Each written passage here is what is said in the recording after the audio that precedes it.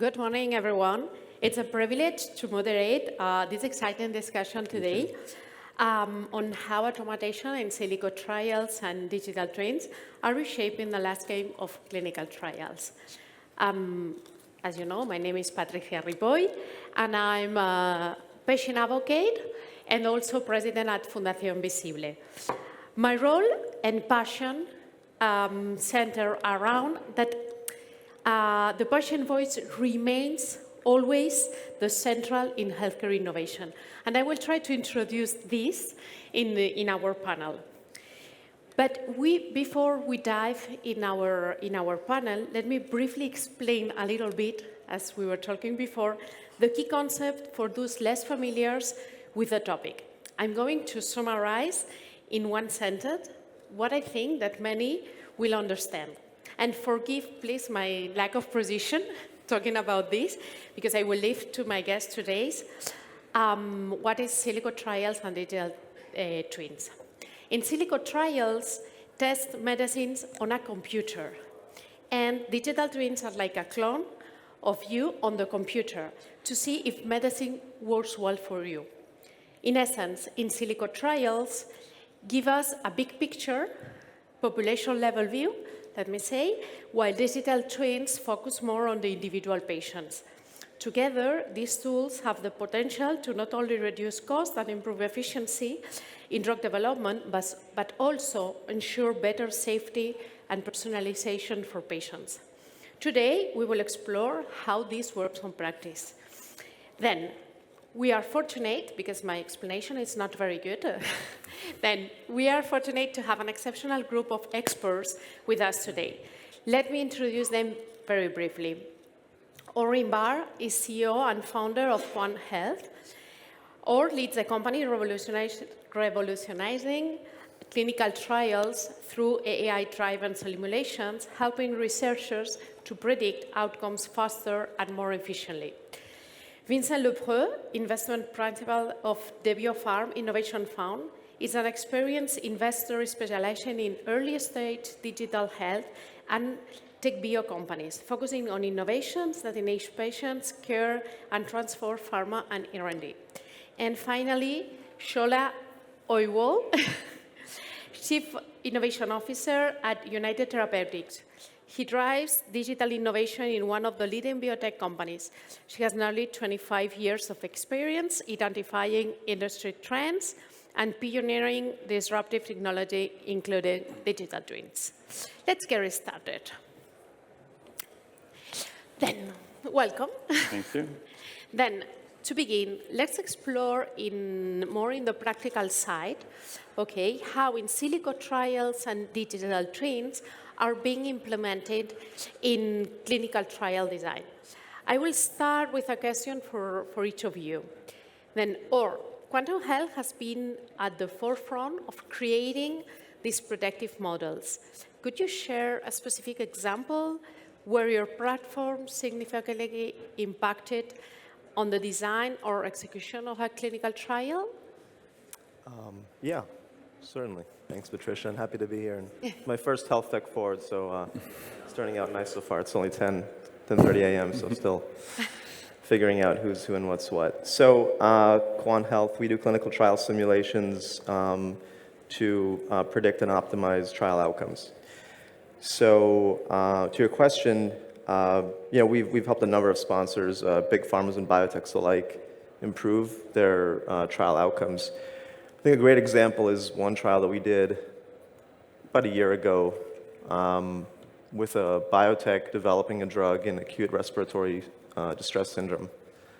And this sponsor came to us with a largely sort of finalized protocol, and before they wanted to take it, to execution, they decided to run it through our system and sort of get a gut check on the viability and sort of operational feasibility of the trial. And we discovered a few pretty serious flaws and, more importantly, some ways to improve that trial. So I won't bore you with the details, but essentially by running thousands of different simulations of the trial, trying different inclusion-exclusion criteria, different endpoints, et cetera, we were able to reduce the trial length from about 3 years down to 2 years just by selecting a shorter endpoint. We were able to, so because our AI is so accurate, we're actually able to predict the effect size. And so by doing that, you actually know how many patients you need to recruit into each arm in order to get significance. So by optimizing for that, we were able to reduce the number of patients required by about 20%, which is a dramatic impact, on timelines and costs. But I think most importantly and most interestingly, we were able to kind of boost the signal on the primary endpoint by about 15%, which that of course has the most significant downstream effect on actually getting approval, market penetration and so forth. So I think the benefits of using these kinds of technologies are profound and really have manifold effects across the development spectrum over a single asset, let alone across an entire portfolio. So I think there's a lot of potential there. Thank you. Let's go with Vincent. From an investor's perspective, what do you look for in a startups or technology focused on in silico trials or digital twins? Can you share an example of your company? Yeah, sure. So, good morning, everyone. Very happy to be here today. So, at Debiopharm Innovation Fund, we are really on a mission to transform the way we do clinical trials and in silico trials and digital twins are clearly a way to do that. So we invest in startup companies and try to implement those technologies on the pharma side as well. So when we look at different startup and opportunities, what's very important for us is first on the data, so the quality and quantity of data. We must be able to generalize the models, so it's really important to have really large data sets. And on top, multimodal data is very important because we can combine, for example, clinical outcomes with imaging data and get to a meaningful result. Mm-hmm. So that's one aspect. The second is maybe the validation and proof points of the technology. So is the company able to predict outcomes of a specific clinical trials? And so this kind of technology it's still nascent, but we are gonna get to some clear validation points in a very short period of time, I believe. And the last one is the ability of the company to get contracts with pharma companies and biotechs to make sure that we can really predict successful clinical trials, or also, very importantly, how to really design studies in a much more efficient way than what we do now. And pharma is one of the only industries that is not really doing in silico simulation, and it's pretty shocking. So I think we need to change that paradigm and now make sure that we implement those kind of technologies and get to a more successful clinical trials. Thank you. I think you got the key, saying meaningful impact, and also with the ability to get into the market. I think it's a good point. Then Shola, as CEO, Chief Innovation Officer, how do you approach integrating digital twins into clinical research workflows? Could you highlight a specific initiative that demonstrate the potential of this technology? Or Sure. Good morning, everybody. I'm Shola Oyewole. I work for Therapeutics. We're based in Washington, D.C., publicly traded company. We manufacture human organs. One of our development research centers, we grow, or rather we print 3D lungs. In order to do that, you need a digital twin of a human lung, right? And developing a digital twin of a human lung represents it's a mathematical model, so to speak. It isn't perfect at first try. We've been doing this now for the last 7 years, and each iteration we've tested on animals, and the lungs have worked to a certain degree. Now, the beauty of in silico trials is you can test these in a computer without hurting animals or humans. And you can test it with some degree of fidelity over time. So what we have is we have a lot of mathematicians working at the company doing nothing but developing mathematical models of these lungs. This will help accelerate clinical trials, because the clinical trial does not occur until you've done animal studies and all that. All this can be simulated in a computer using in silico, as long as the mathematics behind it is as accurate as possible. That is how we implement digital twins at United Therapeutics for drug development. Thank you. You told us mathematical models are not perfect, but at least I think we humans, we are also not perfect. And I love this approach. Okay, then let's follow up a little bit. Or Vincent or Shola, how do you see this innovation evolving over the next 5 years? What do you expect for this? So I think what may slow down in silico R&D is a lack of enough data. And that's the same for generative AI or anything based on AI. Data, reliable, clean data. When our industry reaches a point where it collects and knows how to use good data, I believe that will catalyze in silico drug development or in silico clinical trials, which is basically you're simulating the impact of a drug on a human, and you're doing it on a computer. You're not hurting anybody, and you're doing millions of versions of this per second. I expect in the next 5 years, it'll be standard. We've been doing it for the last 7 years. So, and I don't think, it's just a matter of data collection. Data collection. So I'd like to offer let's call it a complementary point of view. I think it's, first of all, I think, so we primarily do drug simulations. You guys are doing sort of device simulations in a way. I think it's a bit different. And to your point, I think in your domain, it's been standard for a longer time. I think when it comes to the applications of data and AI in drug development, and frankly probably in other industries too, we're always hearing pretty much the same statement or along the same lines of we need more data, right? Better collection, higher quality data, more data, et cetera. Well, I think that's true, and more data is always better, beneficial, and in some cases necessary and a complete showstopper. In the world of trial simulations or in silico trials and digital twins, I think it's been proven so far that we actually have enough data to do quite a lot, or at least more than we're already doing. True. Right? And the premise upon which QuantHealth was founded was the fact that let's do more with the data that we do have. Because let's be honest, we have a lot of data in healthcare about drugs, about the human body, anatomy, cell biology, and certainly, about the different modalities and therapeutics that enter the pipeline.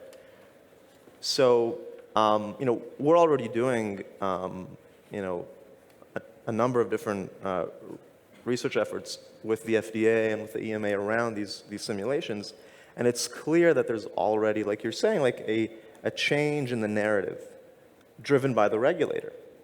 Now, I was on a panel maybe a few years ago, and everybody else was on the pharma side, and they were like, yeah, AI for trials, simulated trials is going to be a thing in 2 to 3 years. This was, like 4 years ago. 4 years ago. Look where we are now. So I think your prediction, I think, is much more realistic. Said 7 to 8 years to sort of have it be a standard thing across both device and drugs. I think it's more like 10. I think maybe like 5 to 7 years we'll probably see adoption across maybe in the edge cases, right? Where maybe trials are, on the, rare diseases, maybe on the trials that are otherwise, just improbable to conduct, right? Inefficient, unfeasible or even unethical, right? And then maybe 10, 15 years, sort of, once we go past those early adopter trials, we'll probably see more broad adoption into sort of the mainstream clinical development. But I think there's definitely clear signals that we're on the way there. Yeah, I don't disagree. What we do is we don't manufacture devices. It's actually a living organism. Yeah. So we print the scaffold using 3D printing, and then we embed the scaffold with stem cells, long stem cells, and we help them express to be what they should be. All that requires a lot of data, and the data changes with time. And there are 40 cell types for lungs. We've got to figure out what those are, how to differentiate them. All that is piles and piles of data. So I would say in our focus area, there's a dearth of data. And it is something we are building today. But I hope in the next 5, 7 years, this becomes standard in drug development. I predict. I fully agree to that, and obviously data access is a critical matter, and we should change that. For example, I read a report from Besame Ventures partners, and basically 97% of hospital data are unused. So there is absolutely massive opportunity here to really get better data quality and also quantity, and make more meaningful AI models to better predict clinical trial outcomes or simulate a person or subject through digital twins. So the opportunity is clearly there. Now, where we are going to be in 5 years' time, actually, I'm very optimistic, because what we see, for example, we invested in a company called Altis Labs, doing digital twins based on medical imaging, and so they collected absolutely massive amount of data through hospitals in Canada, more than 200 million images for training their deep learning models. And now they are really able to do digital twins and predict the potential outcome of treatment, and more importantly, whether the clinical trial is going to be successful in the next phase. So they started very slowly, and now we see that lots of pharma companies are really interested in this kind of technology, and we see the appetite to get that. And the issue to me still remains on the regulatory side, because what we see as well is that basically we have this kind of new technologies that really help better predict success of clinical trials, but on the other hand, you still need to apply the traditional methods. So it's an additional layer as of today, instead of replacing that in the clinical trial design. Thank you. Then let's shift our focus a little bit to the people who matter most, patients and professionals working to improve their care. How does these technologies directly benefit them from your different perspectives? I don't know, empowering patients, empowering professionals, reducing risk and improve timelines. I don't know. I'll take a stab at it. So, I think the biggest benefit for patients and physicians who, have interests aligned, usually, is the fact that, a drug that's gone through simulations is more effective and safer at least hypothetically, by the time it reaches patients. I mean, I personally would feel much safer being on an airplane for the first time, knowing that it went through computer simulations. Same thing for drugs, Yeah. right? Agree. And so, like, why is that not a thing today, right? And so, I think that the extent to which we're able to more broadly drive, the applicability of these technologies and have it permeate across the entire drug development landscape, we will be ultimately getting to, safer and more efficacious drugs by the time they reach patients for the first time. So I think the benefits are, for patients are enormous. Not to mention, of course, better, faster drugs for patients, yada, yada, yada, right? That's, the same mission for all of us, but I think there's very practical implications, I think, for patients in the immediate term. Yeah, totally agree. I would say the benefit to a patient, especially patients with very rare drug diseases, It's clear. is the cost of developing personalized medicines. If we could simulate this inexpensively, you could create a medicine for just one person or 10 million people. Our focus, my company, we create drugs for a rare disease called pulmonary hypertension. Less than 200,000 patients in the country. And because it is such a rare disease, there's a high risk in developing a drug for something that rare. Now, with the advent of in silico trials, you can create trials and develop drugs for one patient, or 10 patients, or 200 patients. So this helps you scale your drug development. This is the benefit to a patient or patients that have rare diseases. Yeah, rare disease and representative presence. Then let's go a little bit in regulatory acceptance. I think it's a challenge. It is. What barriers do you see from your different perspectives? Okay. I would say first and foremost, I mean, the regulation industry, the FDA, the EMEA, need experts that understand digitalization of data, of this. And if we don't have them working for the FDA and the EMEA, if they go work for private industries, there's a dearth of knowledge there. So until these regulatory bodies are comfortable with technology,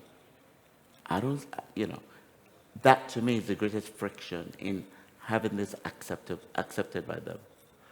Yeah, I agree. As I mentioned, we've been working with the FDA and the EMEA on a couple, NDAs and pre-INDs. And you're right. I mean, it takes us like months and months to get into like the MIDD, like the Model Informed Drug Development Program or whatever, just to get a meeting to like even just get their feedback. But I think once you get to that meeting and you enter the discussion, and that's what they want, by the way, right? We're in the beginning of this period of really, it's like you said, right? It's still very nascent. Yeah. And so we're seeing the regulators, over the last 2 years, really change their tune with regards to, they actually want this. They can't, to your point, they can't handle the workload themselves. They have a massive backlog, and drug companies are waiting months just to get their applications through, and they recognize the problem.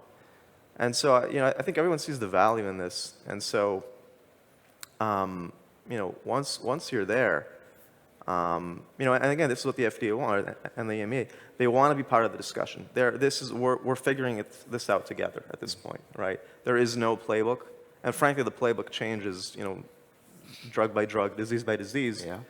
And we'll probably get to a point where there is a playbook for different asset classes or disease classes, but we're far from that right now. And so what we're seeing now is most sort of anecdotal evidence of this being applied and working, and we just need more of that. I agree. Yeah. I think the regulatory bodies have a clear role to play here, and as Aurore said, we are still very far from that, even though we can feel some sense of urgency and appetite to implement those kind of new technologies in clinical trials. But imagine 1 second now, if you have a digital twin that is the digital replica of a patient in a clinical trial, and you can accurately assess the potential outcome for this digital twin, it will replace the control arms. And only that would be a total game changer in the industry. And so that's why I think, yeah, the regulators have a real role to play here, and we need to work with them in order to make that happen. Okay, then let's go with two more questions, very quick questions. Okay, 1 minute. If you could ask for one thing, only one thing, to the government or to the people that they are here, what it will be? If you want to develop these technologies, or just one thing that you could... I would tell every drug developer, before they take a drug to trial, whether it's phase 1, 2, or 3, re-examine your assumptions. That's it. And I mean, obviously, in silico simulations are one of the best ways to do this, but you know, we're seeing too many instances where the assumptions are just proven wrong, and so. Yeah. Okay. My one ask would be crowdsourcing. Can we have an open source data collection from pharmaceutical companies where we can use that data to train systems to develop drugs, okay? And if a drug is successfully developed, the contributors of the data get to share the proceeds from that endeavor. Open source data collection from Open pharma. source, okay. So as I said, maybe more on the regulatory side, really use those kind of technologies to first potentially replace control arms, which would benefit patients in a great perspective, and really embrace those simulation technologies for pharma companies to better simulate clinical trials and get to successful outcomes. Okay, then thank you. I think we are on time. I don't know if you want to add something more, or it's okay? Then, All good. then thank you for this engaging and enlightening discussion, and thank all the audience to joining us.